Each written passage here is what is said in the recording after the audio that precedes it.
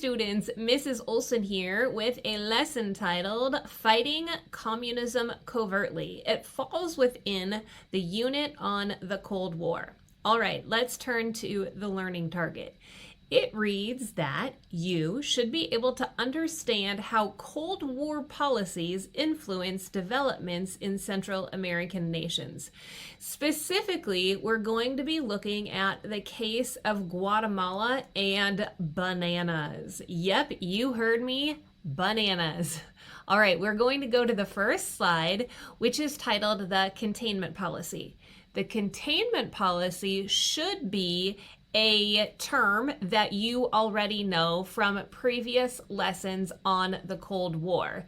So, short recap, the containment policy is a U.S. government policy about containing or stopping the spread of communism. Okay?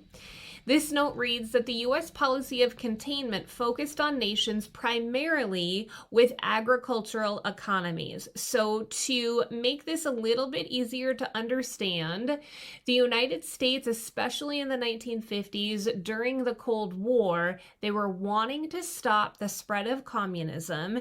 And instead of looking at, say, Russia or the USSR and trying to fight them head on, they were looking at nations that were friendly towards the USSR that were primarily farming based, okay? So agricultural means farming.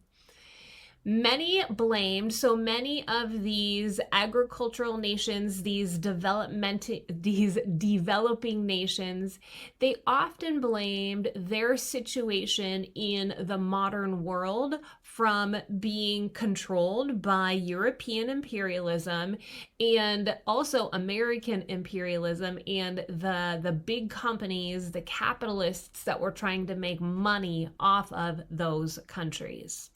Okay, so they looked to the Soviet Union as a model to help them get out from under the control of these strong European nations and also the United States.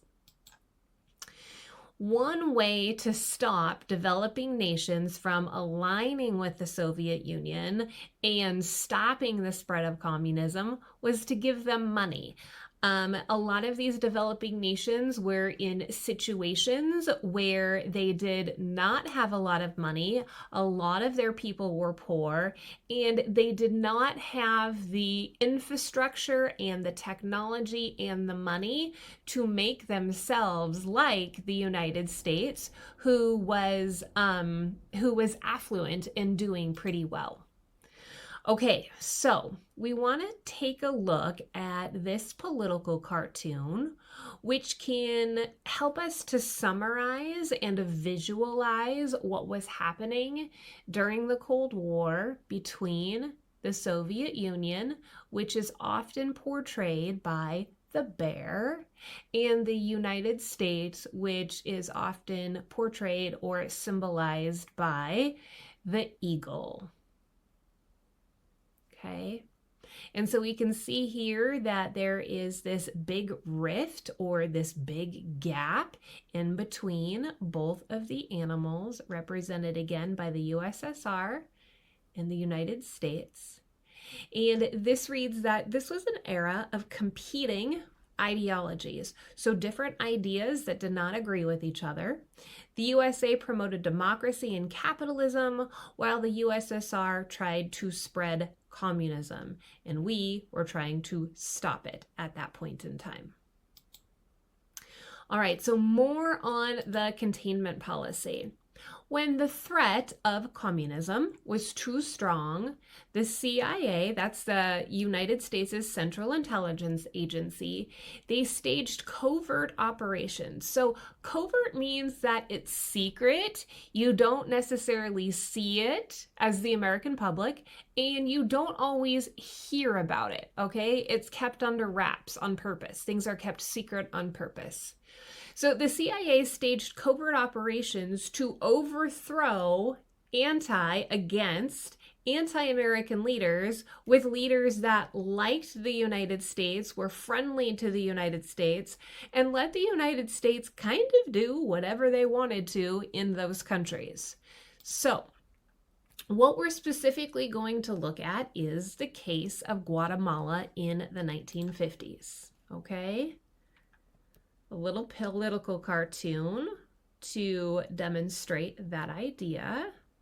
So, stepping on Guatemala, 1954, he portrays President Eisenhower, and this we are going to look at the United Fruit Company, okay? All right, so I've got to give you some background to lay the foundation for what was happening in Guatemala in the 1950s.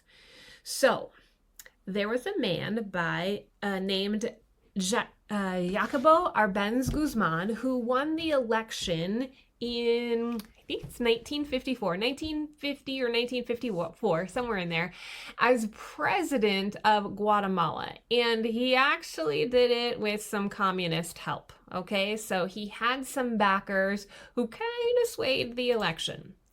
Now, Guzman, once he got into office, what he decided to do was this is kind of a fancy phrase, but he executed land reform programs, okay? Execute in this case does not mean murder. Execute means to carry out, to make happen. Land reform. Essentially what he did was to take over land that was owned by big companies, big American companies, and what he did was to redistribute. So think of redistribute as like passing out different parcels of land to Guatemalans, okay? Now, he tried to pay United Fruit Company for this land, but they didn't like the dollar figure. They wanted more. And then more information to kind of help you lay the foundation for what was happening in Guatemala. Guatemala was friends with Czechoslovakia.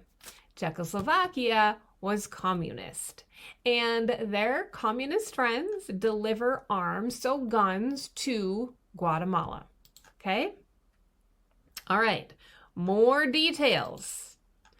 The United States finds out about this. They do not like the land reform programs. They do not like Guzman's forces having Czechoslovakian guns, which really are Soviet guns. And so they arm and train Guatemalans who are in opposition to Guzman's government, okay? So these CIA-trained forces, now they're not the CIA, but the CIA trains them, they're Guatemalans, to invade, and they actually force Guzman out of office. Okay, here we go, some more. The United Fruit Company actually is American owned once again, and in a lot of Central America, they own transportation companies, and they actually own pretty much every communication company. So this is a time when telephones, and think about telephone poles and the lines, they are being built and strung across all of Central America. There's a lot of money to be made here, and United Fruit owns those transportation and communication companies, okay? The United Fruit Company has ties to Allen Dulles. All right. Allen Dulles is head of the CIA. Oh, you've got alarm bells now, don't you? And he also served on United Fruit Company's board of trustees. Bum, bum, bum. Wait a second. There's more. John Foster Dulles, these guys are brothers. He is Secretary of State. He is the United States Secretary of State. All right. So when Guzman pretty much takes away the land from United Fruit Company, this guy's going to have something to say about it. And that this guy, who is also head of the CIA, is going to say something to his brother. I know, your wheels are turning now, aren't they? Okay, Guzman. So Jacobo Arbenz Guzman, he is president of the country. He wanted to take this land, and what he wanted to do was to make it available to farm for all Guatemalans, because most Guatemalans at this point, they are poor, they do not own the land, and they don't have a great way to make money for their families. Here's a statistic. In the 1950s, 10%, a very small portion, 10% of the land was owned by the people of Guatemala, compared to the other 90%, so the majority of the land, was owned by companies from the United States that really, they don't use most of it. They're just holding on to it for when they want to use it. It's not being used at all. So Guzman is trying to buy back and / take this land so that he can give it to the people of Guatemala. Okay, that's going to bring us to the end of this slideshow titled Fighting Communism Covertly, hopefully giving you a basis of understanding of the impact of the U.S. policy of containment and capitalism in Central America, most specifically focused on Guatemala. All right. Let me know if you have questions.